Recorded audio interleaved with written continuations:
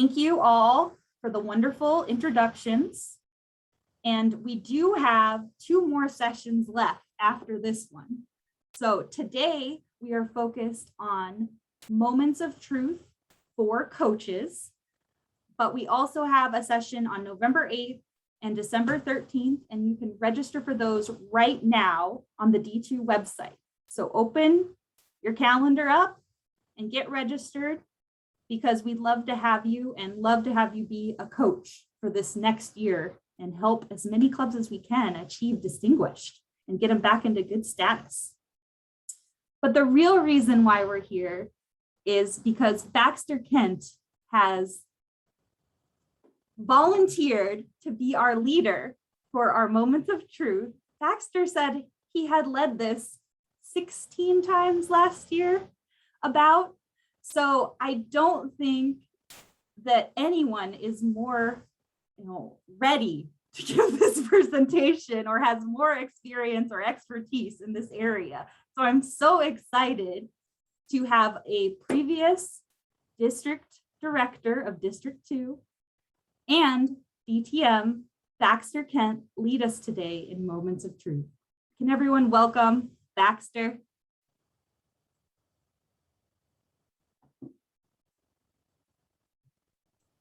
Thank you, Sarah. So let me clarify something. I led the Moments of Truth module for 16 clubs. This training is new, and I'm happy to do it. By a show of hands, how many of you know what the Moments of Truth is as a module? Awesome. How many of you have actually presented the Moments of Truth? Ooh, that's good too, because now you're going to learn all about what it is and how to lead it and how we do it in District 2, because District 2 does it different than every other district, but not much different. Here's what's different about District 2's way of doing the Moments of Truth. We've created an anonymous survey that we send out in advance to club members for clubs that request it.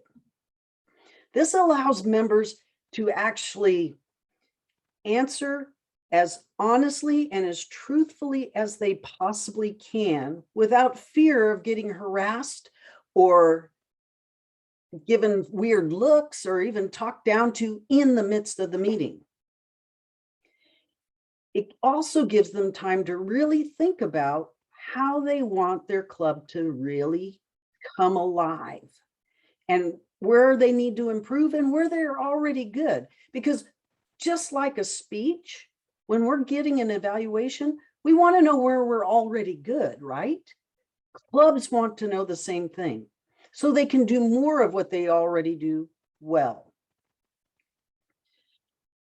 So we send out a survey, and the survey is based on the 6 themes that are part of the Moments of Truth module. Now, I like to say that a moment of truth is that moment in time where you create that first impression. And the first theme in the Moments of Truth module is first impressions. It focuses on how well we welcome guests, but not just guests, how well we welcome our members back to the meeting and back to the club. The next theme is membership orientation. It's helping new members really get acclimated to the Toastmaster program and to our clubs itself. Now, what we might not think about, because we think that Toastmasters is all about learning communication and all about learning leadership and really improving our skills in that area. But the third theme in the Moments of Truth is fellowship, variety, and communication.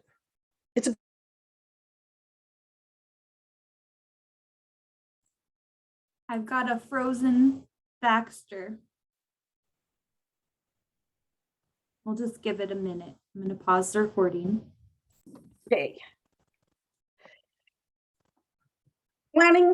Program planning and meeting organization.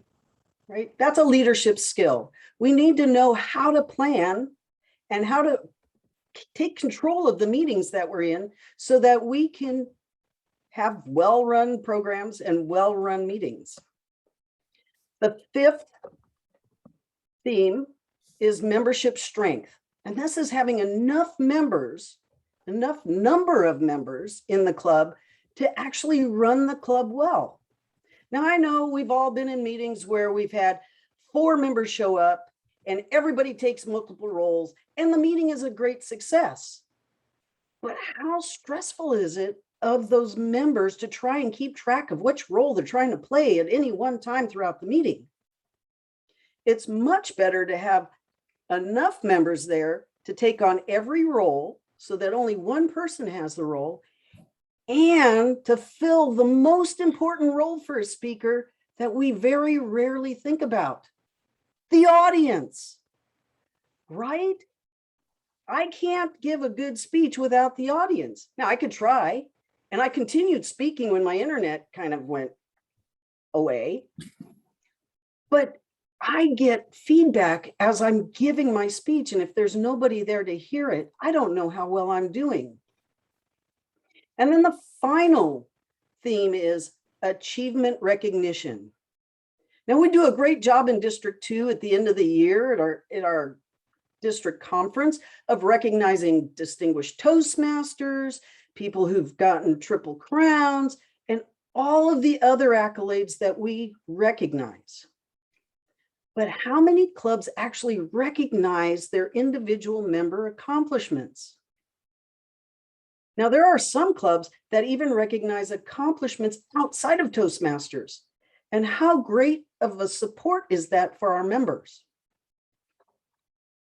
Now, lest you think that the Moments of Truth is just something that somebody thought about, it's really based on 94 years of Toastmasters experience. Now, if you've never conducted the Moments of Truth, you might think, well, how do we go about doing this besides just getting the survey out to our members? Well, what happens is the club executive committee actually has to think about and request the Moments of Truth. Once that happens, and that can be arranged through your area director, or you can reach out directly to your division director, or even directly to, I think it's our program quality director that has that under their belt. And then we set it up for you.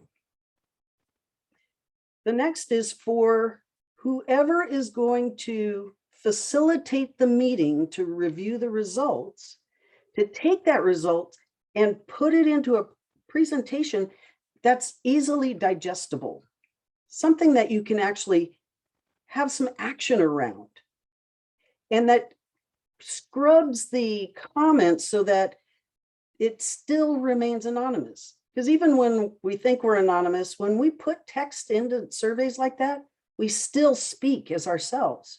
And so somebody who's going to facilitate it will scrub it a little bit so that it takes, and I hate to put it this way, but it takes the personality out of the words so that it becomes something that everybody can hear as feedback.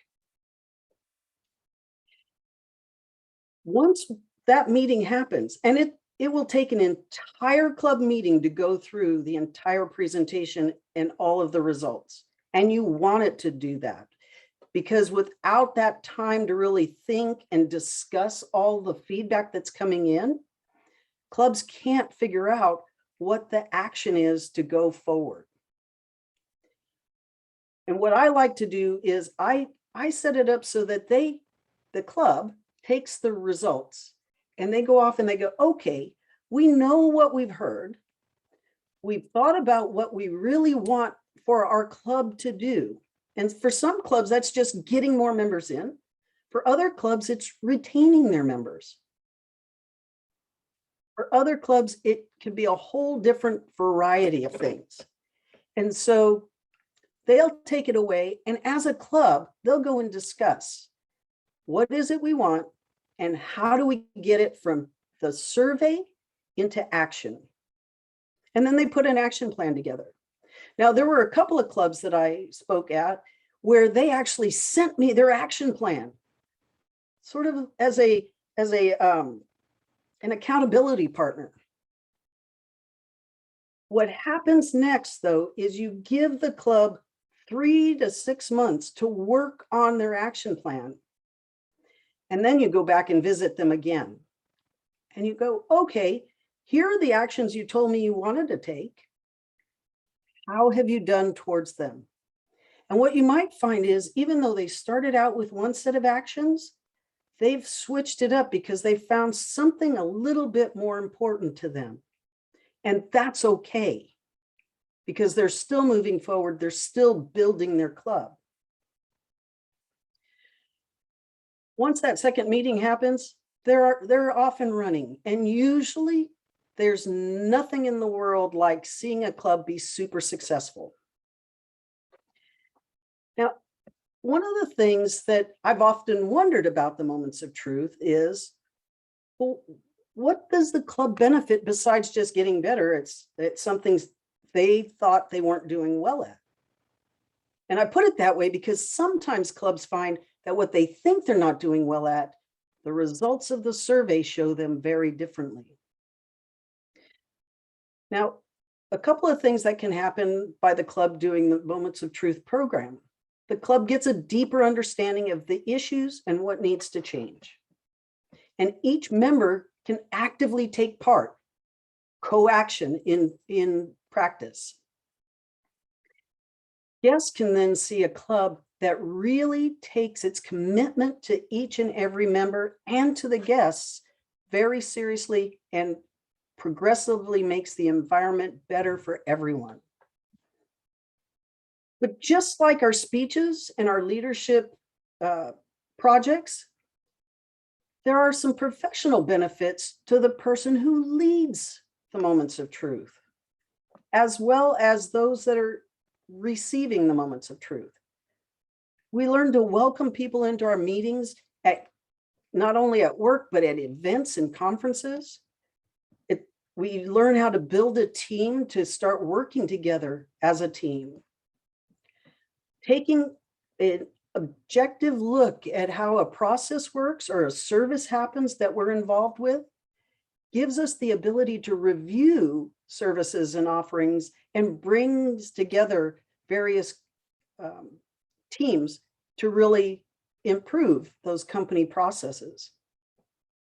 The other thing that the facilitator of the meeting gets to do is learn how to facilitate a meeting and discussion on themes of improvement.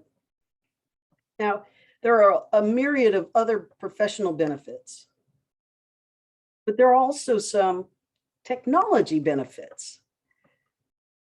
Having led the Moments of Truth in a virtual environment is very different than the very first Moments of Truth I ever led as an area director. Leading it in person is super different than leading it virtually.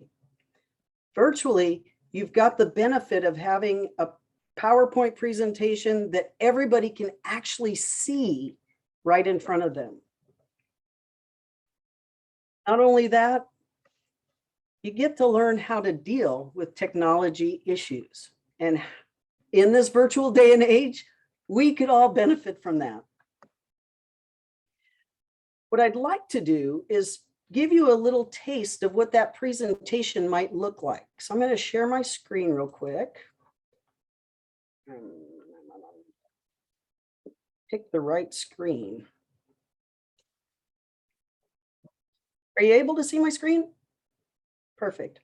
So this is a presentation that I put together. I put together a template so that for every club, I could just plug in the results and make it personalized to the club. First, there's the agenda. Typical Toastmaster way of operating, right? An agenda. Basically, it's reviewing what the Moments of Truth is all about, reviewing the results, where the club is and has been. And that's something that they don't really talk about in the Moments of Truth. I took some historical data of how the club operated before based on the accolades the club got, not individual members, the club, and showed them where they were before and how they can get back there again if that's their desire. Answered any questions all along the way, facilitated the discussion on perhaps what they could choose as action items, and then gave them the next steps. This is what we just talked about.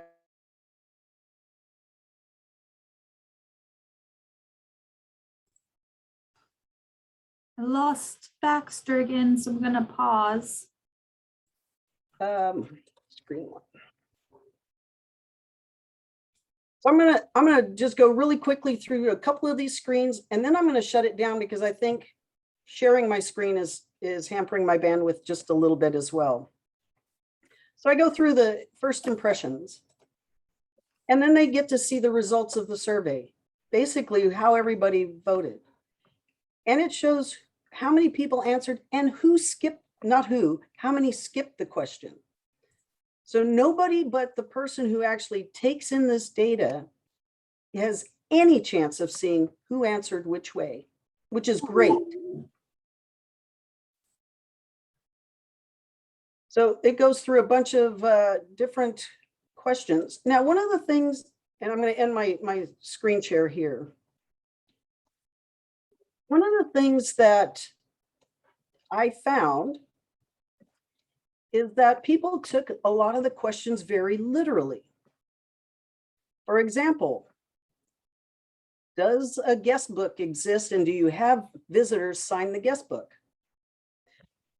Because of 2020, everybody was virtual. I got a lot of comments of, well, we don't need a guest book. Everybody has their name on their screen. But what's the point of the guest book? It's not to know who came. It's to be able to reach back out to them and invite them back. And when I explain that to people, I could see light bulbs go off. So you have to really think about what these questions are all about and delve just a little bit deeper so that it makes sense to each and every member why the questions are the way they are. Now, I know that now we're going back to a hybrid model. One of the things one of my clubs is really struggling with is, how do we exchange the stage, right? Virtually, we didn't shake hands anymore. But going back to someone in person, nobody wants to shake hands. So how do we exchange the stage in person and with people who are virtual? And that's the way we have to think about the questions in the moments of truth. I've talked a lot about how we do it. I've talked about why we do it.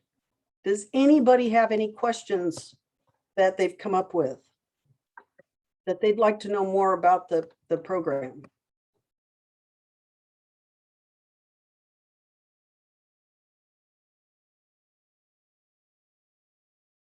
I'm seeing no hands. Either I did a really, really good job or you're overwhelmed. I do have a question. I just had a hard time finding my unmute button. This is Marie. Hi, Marie. I knew you could rely on me to ask a question. Absolutely. So the survey, excuse me, the survey is sent out to the entire membership in advance, and then maybe given a deadline to complete the survey. Yes. Okay, so it's not happening during the meeting. Correct.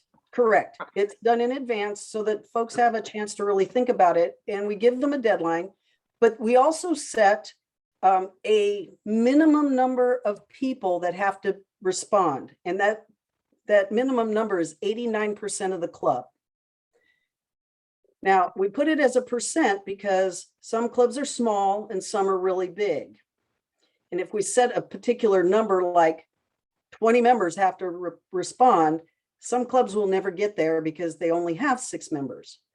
But if we set it as a percentage, then we can see the majority of the club members have responded. And that gives us a good indication of what the club is as it pertains to those themes in the moments of truth. That leads Sort of me like to having a another forum. question. Pardon me? That leads me to another question then. Sure. How do you get club participation? We can't get club participation in a meeting. How do we get them to do a survey? They You don't know, even that's- respond to emails. That's a good question. And a lot of the clubs that actually reached out and said, we want to do this, did have trouble doing it. Even some of the larger clubs, ones with large number of members, had problems getting people to respond. Now, granted, last year was a little bit of a different story, right? We could blame it on COVID. And a lot of people, when they responded to some of the questions, did blame it on COVID. But I think if we encourage them by telling them exactly why we're doing this, and I'm talking about the leadership committee of the club, why we want to do this and how it will help the club and each individual member build their skills up, then they should want to. And I say that very loosely because I'm a Toastmaster junkie, and I know a lot of you are Toastmaster junkies, and it's real easy for us to say, yes, I agree. But it's motivating others to really do it. And it's really instilling why it's important to do. Does that answer your question, Marie? It does. One more question. How long does it take to complete the survey in general? In general, that's a good question. I've worked through that survey so many times from a different viewpoint. I've never really taken the survey, but I would say, if you really think about it, it should take maybe 10 to 15 minutes. If you think deeply about every question, it could take longer. And if you don't think deeply at all and you just click the buttons and don't put any comments, it could take 5 minutes. Okay, thank you. One would hope that members would take it a little bit more seriously and spend quality time thinking about their club and answering the questions. Yes, thank you, Baxter. Any other questions? I'm actually curious if a club needs to technically be struggling to do this, or is this just any club can do it? Any club can do it. In fact, Toastmasters International encourages even what one would consider a healthy club to do it because it's feedback, right? I could be the best speaker in the world, but I won't get any better unless I get feedback. Awesome. It's the same with clubs. Any other questions? Now, I know many of you have my email address. So if later on you go, I should have really asked that question, email it to me or reach out to Sarah and she'll get the question to me, or Linda even. So true. And this is meant to be an ongoing conversation as well. So, feel free to bring questions to the next several sessions, email us, call us on the phone. We're here to support you and we want to be available if you need something. So if I could share just a little bit, I have a really fun piece of information that I usually share at the beginning of when we're going to review the Moments of Truth results. And it has everything to do with first impressions. And I started to say this and then my internet went out. So hopefully it's not an indication that I shouldn't say this, but how many of you drive up to a restaurant and see a filthy, filthy parking lot? The windows are dingy, half the light bulbs are broken, and think, yeah, I don't really want to go in there. That looks a little sketchy. And unless you have a big party that you're kind of required to go to, you're probably going to back away from it. But then think about the McDonald's that is beautifully cleaned. There's no garbage. The cans are always emptied. The windows are spotless. You could walk in and there's tablecloths on the tables. And yes, in the South, there is a McDonald's that puts white linen out just for their senior citizens.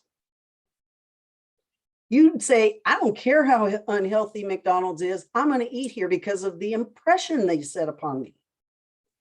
Well, that's the way we really want to think about our clubs.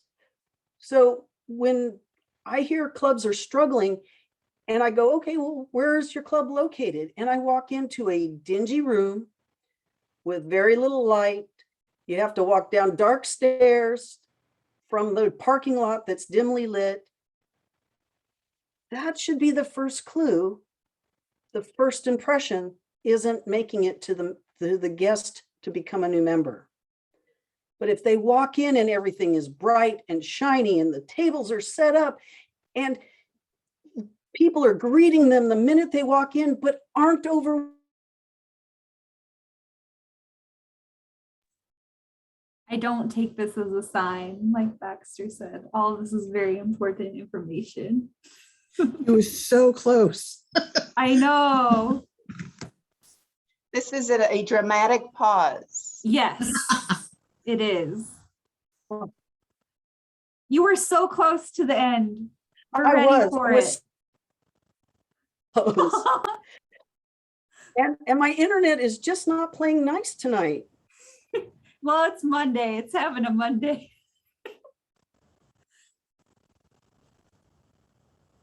And oh, I'm going to hand it back to Sarah to take Okay. us to the end.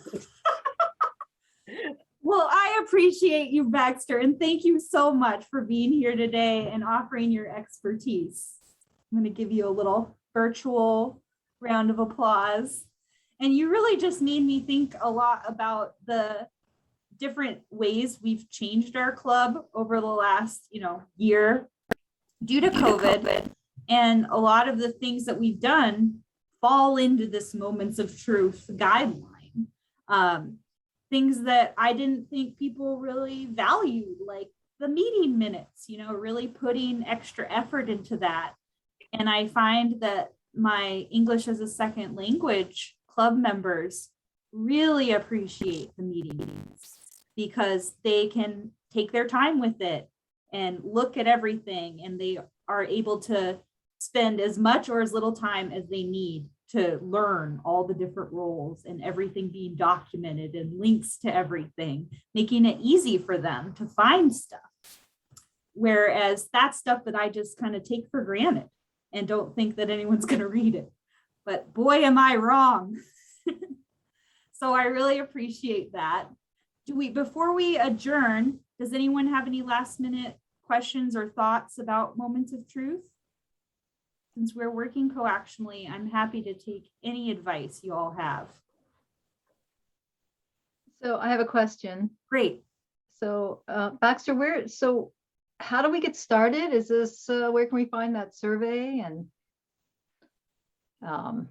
So reach out to your area director and or I believe Tina Tate, who's our PQD, to request it. I'm not exactly sure how they're setting it up. I know that unofficially, I'm the Moments of Truth chair.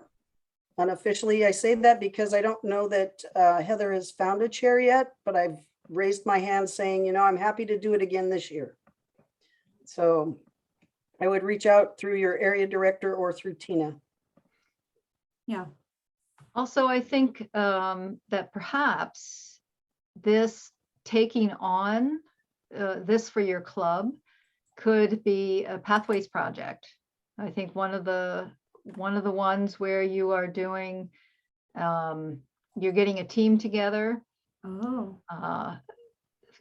And you have to report on it. I think that, so there's a possibility where that could be enticing for someone to take that on in individual clubs. Sure. So last year, the reason it was not handled that way is that there was some incentives. And the way the incentive was earned is that it had to be a district member identified who ran the meeting.